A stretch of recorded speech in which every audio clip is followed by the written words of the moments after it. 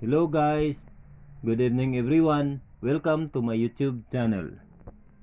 Tonight we will discuss about the full load current or amperes. A.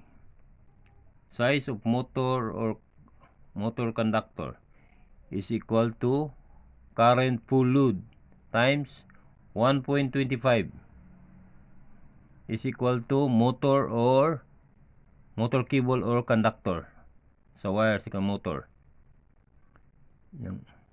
Yung full load current niya guys sa motor, i-multiply natin sa 1.25. Ang result niya guys, yun ang cable sa motor or conductor. B. Fuse rating sa motor guys is equal to full load current. Pila yung current amperes sa motor guys, i-multiply natin sa 3. That is the result for our fuse rating. Circuit breaker rating. Yung full load current niya guys, amperes sa motor times 2.5, that is the circuit breaker rating guys na gamitin para sa ating motor, sa motor control. Then D, rating and setting of thermal overload. Yung full load current guys sa motors, yung amperes, multiply ni mo sa 1.15.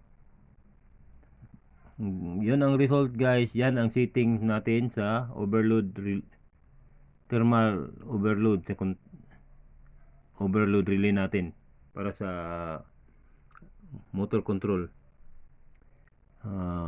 E, rating of magnetic contactor.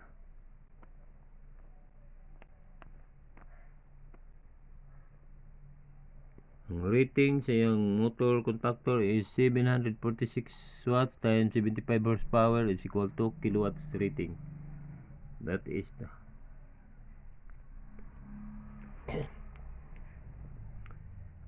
kilowatts rating sa magnetic contactor natin gagamitin guys. Troubleshooting preparation. Una, observation. Pangalawa, to determine the problem area. Pangatlo, determine the possible cause. Number 4, identify the most probable cause. Then 5 is test and repair. Then testing techniques.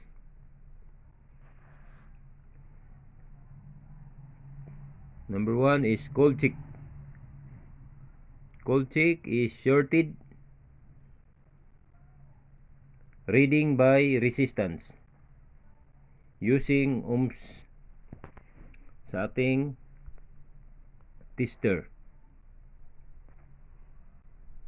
Then second is hot check, reading by voltage. Ito guys, live na to siya guys, naka-energize niya. Kaya kukunan natin ng voltahe. Ito si guys, naka-off siya ang breaker nito guys. I-check natin by continuity using ohms.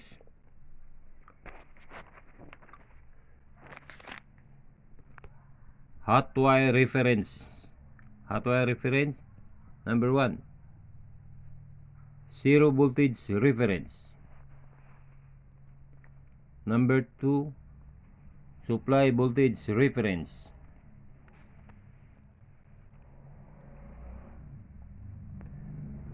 Two probes, one line.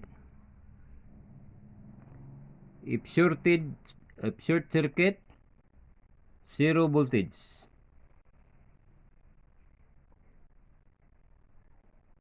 Pag test natin guys, may supply na ang naka-energize ang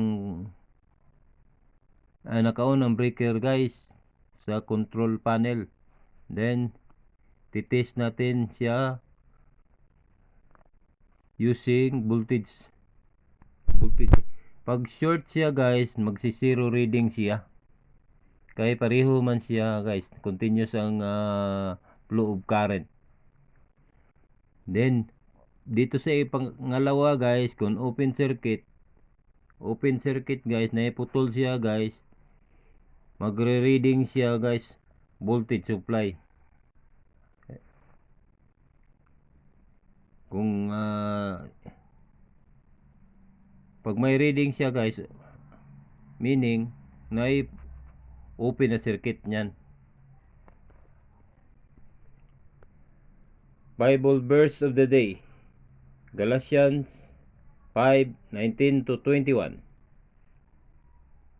Now the works of the flesh are manifest, which are these: adultery, fornication, uncleanness, lasciviousness. Verse 20, idolatry, witchcraft, hatred, variance, emulations, wrath, strife, seditions, heresies. 21, envying, murders, drunkenness,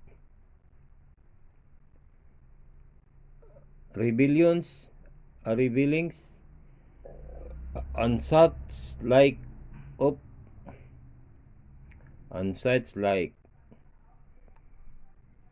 the which I tell you before, as I have also told you in the past, that they which do such things shall not inherit the kingdom of God. Thank you guys for watching. Please like, share, and subscribe to my YouTube channel. And please don't forget to hit the notification bell para updated ka sa next videos na akong i-upload. Thank you for watching guys, and God bless. To God be all the glory.